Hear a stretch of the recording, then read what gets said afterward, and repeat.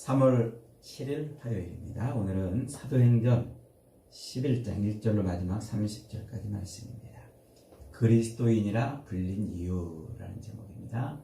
그리스도인이라 불린 이유. 오늘 본문은 백부장 고넬료 가정의 세례 이후에 이방인 교회인 안디옥 교회가 이제 부흥하면서 사도 바울이 이방 선교를 위해서 이제 전면에 등장하는 그 시작점에 있는 말씀이에요. 그래서 굉장히 사도행전 초대교회 역사에서 중요한 그런 분기점 같은 곳이죠. 크게 오늘 본문은 두 단락입니다. 1절부터 18절까지 그리고 19절로 마지막 30절까지 말씀이죠. 먼저 1절로 18절에 보니까 베드로가 가이사랴의 고넬료 가정에 세례를 베풀고 예루살렘 교회로 돌아왔어요. 그러자 예루살렘 교회에 있던 다른 사도들과 형제들이 난리가 났어요. 특별히 예루살렘 교회에 있던 이 할례자들이라고 지칭하고 있는 이들이 베드로를 맹 비난합니다. 야, 네가 어떻게 무할례자 집에 가서 먹고 어떻게 무할례자 집에 들어가서 그들과 함께 먹고 그들에게 세례를 베풀어 줬느냐 하는 거죠. 이 할례자들이라는 말은 유대인들 중에서 세례를 받고 교회로 들어온 교인들을 의미해요. 그러니까 예수의 이름으로 세례를 받았고 교회로 들어왔음에도 불구하고 여전히 구원의 표지를 뭘로 본 거예요? 할례로 본 거예요. 할례를 받아야 구원받은 백성이다. 이렇게 인식하고 있는 거죠. 이게 이제 유대인들의 선민 사상에서 비롯된 거예요. 유대인들만 구원을 얻는데 유대인들은 할례를 행하는 족속들이었죠. 그러니까 여전히 예수로 세례를 받고 교회 안에 있으면서도 모세의 율법에 따라서 그렇게 신앙생활을 해야 된다고 생각하고 있는 그리스도인들, 그들을 지칭하는 말이에요. 이제 우리가 뒤에 가서 더 공부해 보겠습니다만은 그 사도 바울의 서신서들, 그 서신서들에 보면은 요 할례 문제가 굉장히 중요한 문제로 대두가 돼요. 그래서 사도 바울이 교회들에게 그 율법과 그리고 율법에 따른 그 할례가 구원의 표지가 아니다고 거듭거듭 얘기하는 장면들이 많이 나오죠. 그러니까 초대교회는 요 할례 문제가 굉장히 중요한 문제였던 것을 알 수가 있어요. 지금 예루살렘 교회도 지금 그러는 거예요. 예수의 이름으로 세례를 받고 교회가 되었음에도 불구하고 여전히 구원의 표지를 뭘로 뒀다고요? 할례로 뒀다는 거죠.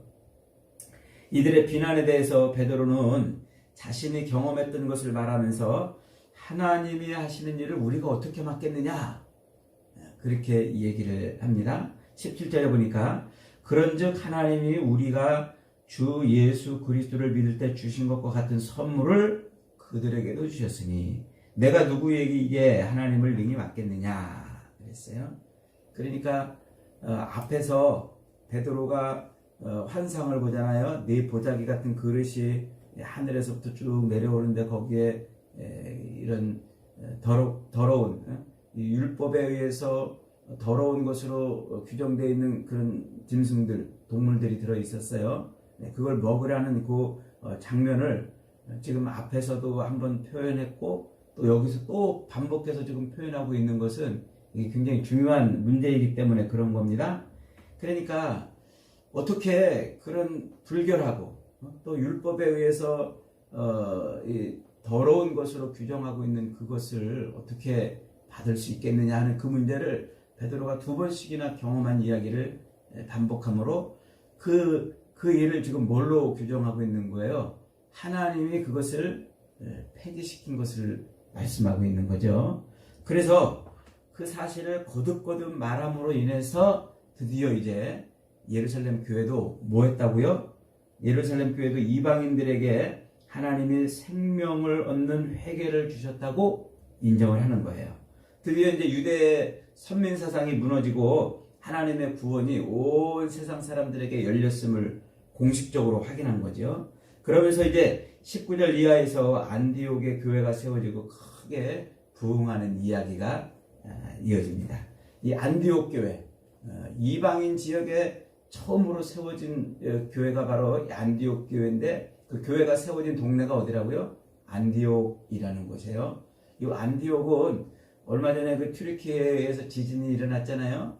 그래서 우리나라가 구조대를 파견해가지고 활동을 한 지역이 그 안타키아라는 동네 지역인데, 바로 거기가 안디옥이에요. 지진으로 큰 피해가 있던 우리나라 구조대가 갔던 바로 그 지역이죠. 이 안디옥은 고대로부터 이 시리아의 수도이기도 했고 중심 도시이기도 합니다. 그래서 그 고대에 이 3대 도시를 꼽으라고 한다면은 이탈리아 로마를 꼽고, 그리고 이집트의 알렉산드리아를 꼽고, 그리고 요 시리아의 안디옥을 꼽을 정도로 이렇게 굉장히 안디옥은 아주 큰 도시였어요. 당시 인구를 대략 한 50만 정도로 이렇게 추정을 하는데, 굉장히 아름다운 도시, 그리고 또 아주 이렇게 부유한 도시라고 해서 이 안디옥을 일컬어서 아시아의 눈 이렇게 부를 정도였어요. 또한 황금의 도시라고 불릴 만큼 무역과 상업이 발달한 도시예요. 그 안디옥은 저쪽이 아시아 쪽에서 올라가는 그 실크로드, 그리고 밑에 아프리카 쪽에서 올라가는 그 실크로드, 그게 만나가지고 유럽으로 넘어가는 아주 중요한 요충지에 있는 도시죠. 그러니까 이 실크로드가 만나는 도시예요. 그래서 이곳은 황금의 도시라고 불릴 만큼 아주 경제가 번성한 그런 곳이었고, 그 덕분에 아주 세계 각지에서 사람들이 다 모여있는 그런 도시이기도 해요. 아주 로마인도, 또 헬라인도, 또 아프리카인도, 아시아인도, 이렇게 많은 인구들이 모여있는, 인종들이 모여있는 그런 도시예요. 그리고 재미있게도 그 기록에 보면은 오늘날 이 밤거리를 비춰주는 가로등, 그 가로등이 최초로 세워진 도시이기도 하고, 밤새도록 가로등 불빛이 이렇게 꺼지지 않았던 그런 도시로도 유명하죠. 그리고 얼마나 돈이 많은 도시인지 이 안디옥의 길거리는 모두 다 대리석으로 깔려 있다고 이렇게 기록이 남아 있어요. 그리고 이 안디옥은 많은 인종이 모여 있는 도시답게 역시 향락 문화가 판을 치고, 그리고 스포츠가 굉장히 발달을 했어요. 그리고 또 다양한 인종들이 믿는 그 이 신들을 섬기는 그런 도시로 유명합니다. 근데 그런 도시에 지금 뭐가 세워진 거예요? 바로 그런 도시에 지금 교회가 세워진 겁니다. 이방 지역에 세워진 첫 번째 교회이죠. 그리고 그렇게 이방 지역에 세워진 첫 번째 교회인데, 그 교회 교인들이 비로소 그리스도인이라는 이름을 얻었다 그랬어요. 그리고 이제 이 안디옥 교회가 세계 최초로 선교사를 파송하는 교회예요. 바울을 선교사로, 이방 선교사로 파송하는 그런 교회가 되죠. 그러니까 스데반의 죽음 이후에 이 핍박을 피해서 안디옥으로 넘어온 사람들이 숨어 지내지 않고 핍박을 피해가지고 조용히 자기 정체를 숨기며 사는 것이 아니고 어떻게 했다고 그랬어요? 담대하게 예수를 증거했다고 그랬어요. 그러자 수많은 이방인들이 믿고 주께로 돌아옵니다. 이 수많은 사람들이 모여가지고 이제 교회가 된 거죠. 이 소식을 누가 들었냐면 예루살렘에 있는 예루살렘 교회가 들었어요. 그래서 야, 놀라운 일이 벌어졌구나 그러면서 바나바를 그 안디옥 교회로 파송을 합니다. 이 바나바가 안디옥 교회에 와서 보니까 정말 교회가 아주 든든히 서 있고 아주 엄청난 일이 지금 벌어지고 있는 겁니다. 그러니까 이 바나바가 무슨 생각을 했는지 저 윗지방으로 올라가서 다소로 가가지고 다메섹 도상에서 예수님을 만나고 지금 고향 다소로 가 있는 그 바울을 찾아가가지고 바울을 안디옥으로 데리고 와요. 그리고 그 안디옥에서 안디옥 교인들을 1년 동안 가르쳤다. 오늘 본문이 그렇게 지금 말하고 있습니다. 그렇게 1년 동안 가르치고 있는 이제 그때 지금 이 안디옥 교회 교인들이 안디옥 세상 사람들로부터 뭐라고 불림을 받았다고요? 그리스도인이라고 지금 불림을 받았다는 겁니다.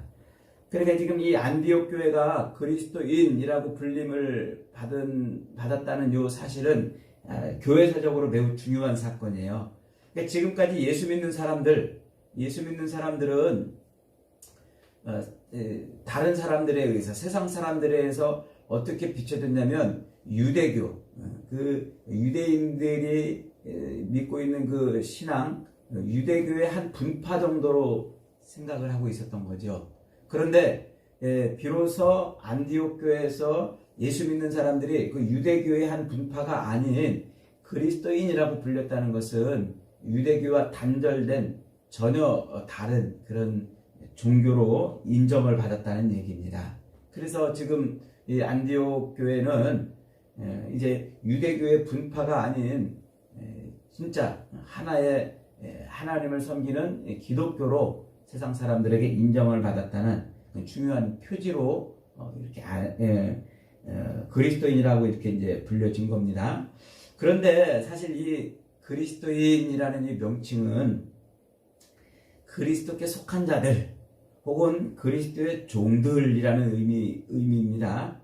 그리스도께 속한 자들 혹은 그리스도의 종들. 그런데 이 용어는 별로 그렇게 자랑스럽게 여길 만한 용어가 아니에요. 왜냐하면 그 당시에 이 세상 사람들이 로마 군인들을 부를 때 황제에게 속해가지고 황제의 명령에 따라서 산다고 그래가지고 그들을 카이사르인 황제의 사람이라는 말이죠. 황제의 개 이 정도로 이해하면 되겠어요. 카이사르인 혹은 폼페이인이라고 불렀단 말이에요.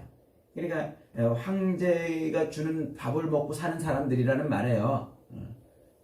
그러니까 사람들이 어떤 대상들을 지칭할 때 좀 조롱하거나 경멸하는 대상으로 부를 때 그렇게 무슨 인하고 불렀단 말이에요. 누구에게 속한 사람 이렇게 지칭해서 불렀단 말이에요. 오늘 그 옛날에 그 우리나라도 왜 군사정부 시절에 경찰을 부를 때 뭐라고 불렀어요? 짭새 이렇게 불렀잖아요. 경찰들을 향해서 짭새라고 불렀단 말이에요. 그게 좋은 용어가 아니잖아요. 지금 이 안디옥 사람들이 안디옥 교인들을 향해서 그리스도께 속한 자들, 그리스도의 종들이라고 이렇게 불렀다는 것은 오늘 우리 개념으로 보면 예수쟁이 이런 말하고 똑같은 말이에요. 그거보다 좀 더 경멸적인 그런 표현인 거예요. 그러니까 안디옥 교인들이 자랑스러워할 만한 이름은 아닌 거예요. 이 그리스도인이라고 불렸다는 것이죠. 그런데 그렇게 안디옥 교인들이 그리스도인이라고 안디옥 사람들에 의해서 그렇게 조롱받을 만한 이름으로 불려진 이유가 뭘까요? 그들이 가는 곳마다 예수를 전했다는 거예요. 만나는 사람들에게마다 예수를 전했다는 거예요. 입만 열면 예수했고 눈만 뜨면 예수 그런 거예요.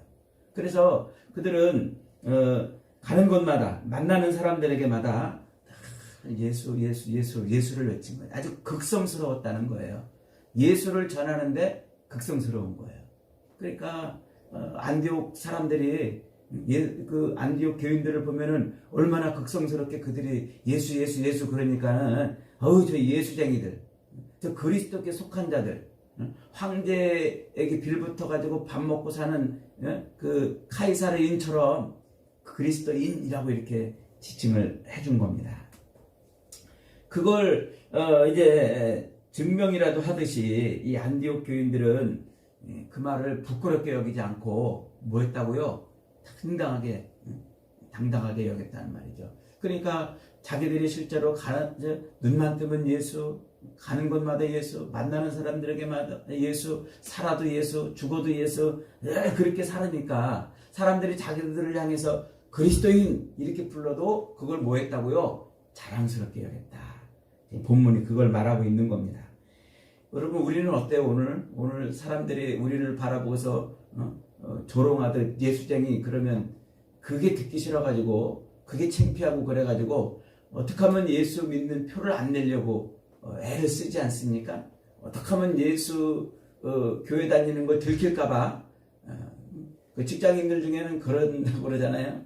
교회 다니는 거 들킬까봐 그 점심시간에 식사하는데 이렇게 눈 감고 식판 놓고 식사 기도를 못하고 그냥 눈 뜨고서 안경 벗는 척 하면서 그러고서 기도를 하고 그러고서 그냥 눈 뜨고 이렇게 바라보고 밥을 먹는 그런 사람들도 허러 있다는 얘기를 제가 들어봤어요. 참 안타까운 일이죠.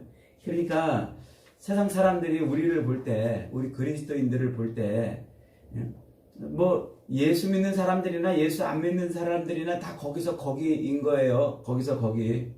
특별히 아주 극성스럽게 우리가 예수 믿는 표를 내고 극성스럽게 가는 곳마다 만나는 사람들에게마다 우리는 예수 믿는다고 복음을 전하지 않고 그냥 얌전하게 이렇게 있으니까 세상 사람들이 우리를 특별히 여기지 않아요. 그리고서는 우리를 보고서 종교는 뭐 다 똑같지 뭐.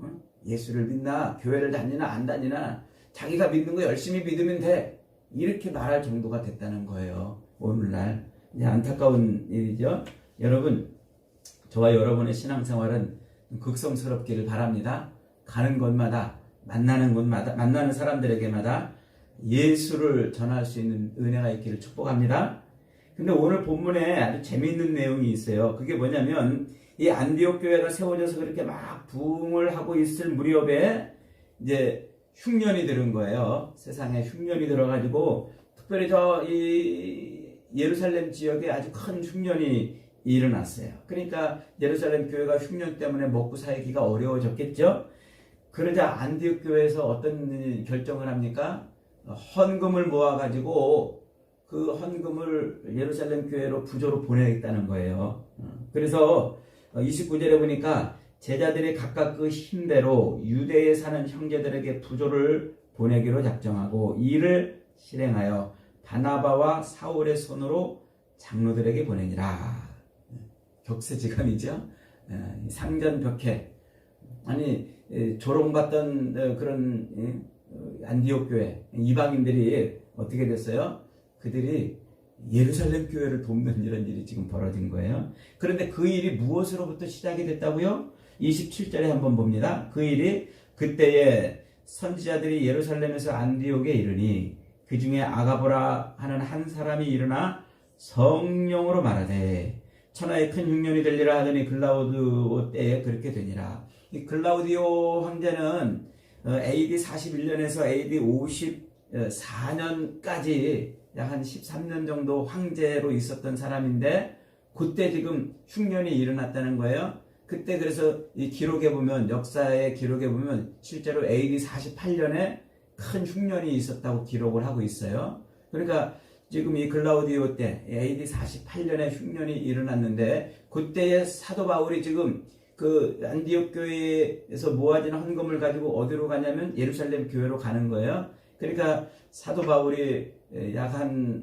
AD 한 48년, 49년부터 복음을 전하는 일을 시작한 거죠. 이게 역사적으로 시간이 딱딱 들어맞는 것을 볼 수가 있어요. 그런데 그 예언이 무엇으로 말미암아 선포되었다고요? 성령으로. 이 단어가 중요한 단어예요. 성령으로. 성령으로 말했다는 게 뭡니까? 성령으로 말했다는 게 아까 앞에서 읽은 12절에서도 베드로가 저 가이사랴 고넬료 집으로 가서 세례를 주러 갈 때 그때 베드로에게 무엇이 임합니까? 성령이 임해서 성령이 말하잖아요. 그 성령이 베드로를 고넬료 집으로 끌고 갔다고 표현하고 있는 거예요. 그러니까 지금 온 세상에 흉년이 들었는데 그 흉년의 소식을 미리 예언할 때 뭘로 지금 예언한다고요? 이 성령으로 지금 예언했다. 지금 그렇게 말하고 있는 겁니다. 그러니까 이 성령으로 말했다는 것은 이게 무엇을 의미하냐면 지금 세상에 되어지는 모든 일들이 이게 어쩌다 되어지는 일이 아니고 우연히 벌어지는 일이 아니고 하나님의 작정함 가운데서 이루어지고 있는 거예요. 그걸 하나님께서 성령으로 미리 이 아가보 선지자를 통해 입을 통해서 세상에 선포를 하신 거죠. 그러니까 세상에서 벌어지는 그런 일이 어쩌다 일어나는 일이 아니라는 거예요. 우연히 벌어지는 일이 아니라는 거죠.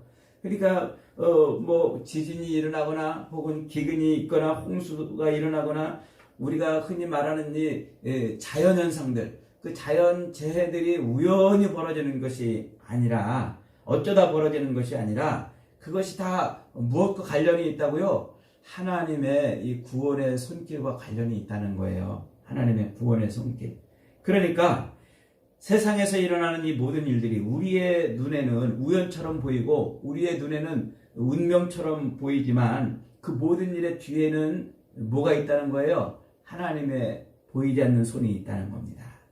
우리 인간의 이 아둔한 머리로는 하나님의 그 깊으신 뜻을 다 알 수는 없어요. 왜 튀르키예에서 지금 지진이 일어났는지, 왜 지금 전쟁이 지금 저 우크라이나 땅에서 일어나고 있는지, 이런저런 곳에서 자연재해들이 벌어지고 또 이 어려운 일들이 일어나는지 우리는 다 이해할 수 없지만 그 모든 일들이 다 누구의 손에서 나온다는 거예요? 하나님의 손에서 지금 나오고 있다는 거죠.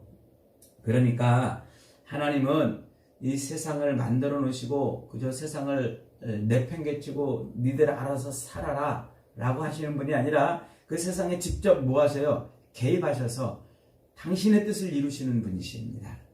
그리고 인생 속에 역사하셔서 임마누엘로 계획하신 모든 일들을 이루어 가시는 분이시라는 겁니다.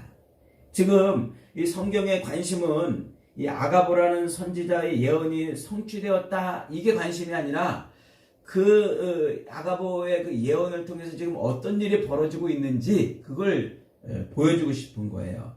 그러니까 이 안디옥 교회가 지금 흉년이 일어난 그 일들을 인해서 헌금을 모으고 그래서 예루살렘 교회를 돕는 이런 일, 그런 일들이 이게 우연히 벌어진 것이 아니라 하나님이 그렇게 지금 주물주물 주물러 가고 있다는 거죠.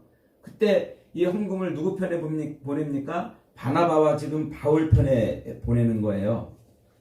바나바와 바울 편에. 우리가 잘 아는 대로 유대인들은 이방인들을 아주 개처럼 여겼다고 그러지 않았습니까? 멸시하고 천대하고. 그래서 그들과 함께 말을 섞는 것은 물론이고 식사를 하는 것은 정말 있을 수 없는 그런 일이 벌어지는 것 아닙니까? 그래서 지금 그 생각이, 그 유대인들의 그 생각이 예루살렘 교회 안에도 지금 팽배해 있는 거예요. 그 예루살렘 교인들조차도 이방인들과는 접촉하면 안 된다고 생각하고 있는 그런 상황 속에서 무슨 일이 벌어지냐면, 저쪽에 베드로가 고넬료한테 가가지고 그 이방인 고넬료에게 세례를 베푸는 일이 이제 벌어지고, 그리고 또 지금 이 안디옥 교회에서 큰 부흥이 일어나서 예루살렘 교회가 바나바를 파송하고, 때마침 이 바나바가 바울을 안디옥 교회로 데려오고, 지금 이런 일들이 지금 벌어지고 있다는 거예요. 이것이 어쩌다 벌어진 게 아니라, 우연히 일어나는 것이 아니라 퍼즐 조각 맞춰가듯이 이방인들을 구원하시고자 하는, 세상 모든 백성들을 구원하시고자 하는 하나님의 구원의 그 손길이 지금 움직여지고 있다는 거예요. 그래서 사도 바울을 다메섹 도상에서 예수님을 만난 그 사도 바울이 고향에 갔는데 그 때마침 그 바울을 안디옥 교회로 불러오는 그런 일들이 지금 벌어지고 있는 거죠.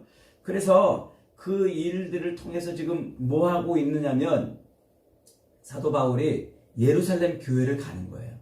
이게 지금 왜 굉장히 중요한 이야기냐면, 갈라디아서 2장에 가면은 2장 1절로 10절에 가면은 이런 얘기가 나와요.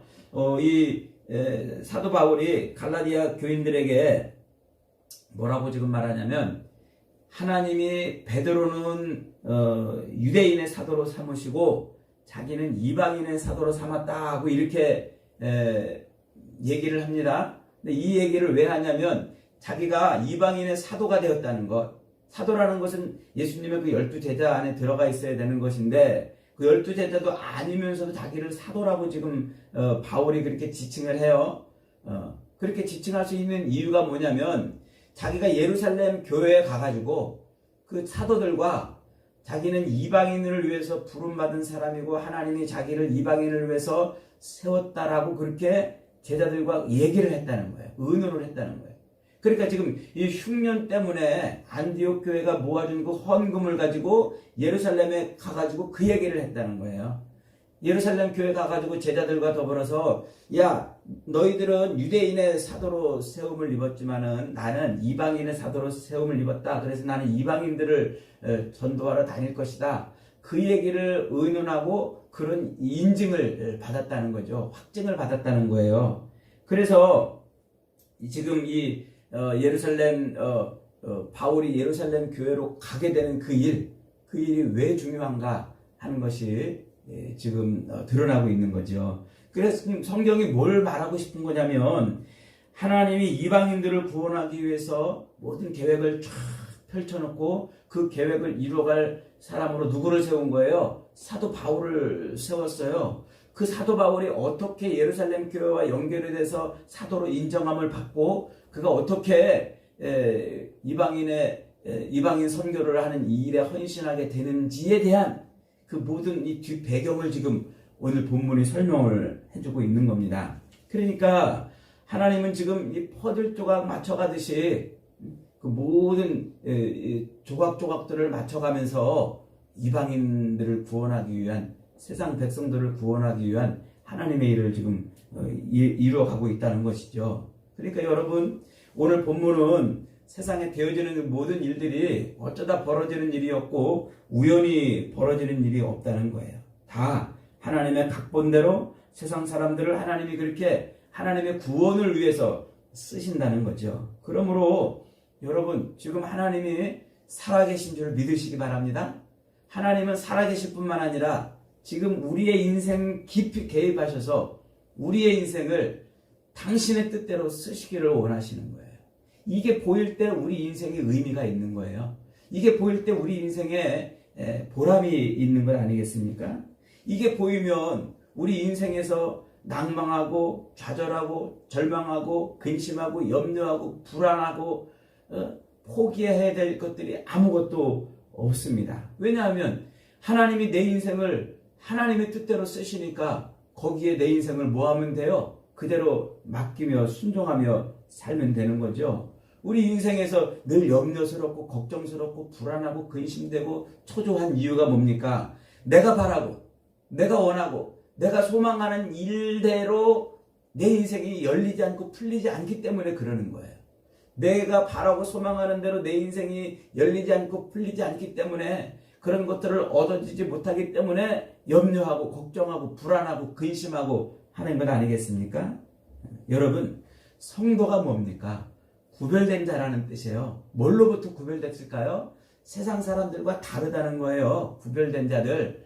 그들은 하나님이 내가 바라고 내가 원하는 대로 인생을 사는 것이 아니라 하나님이 바라고 하나님이 원하는 대로 인생을 사는 사람들.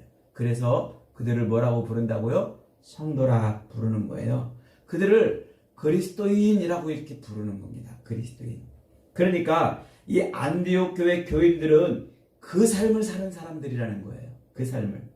그들이 그리스도인이라고 불린 이유는 눈만 뜨면 예수 얘기하고 입만 열면 예수 전하고 만나기만 하면 예수, 가는 곳마다 예수를 증거했기 때문에 그래요.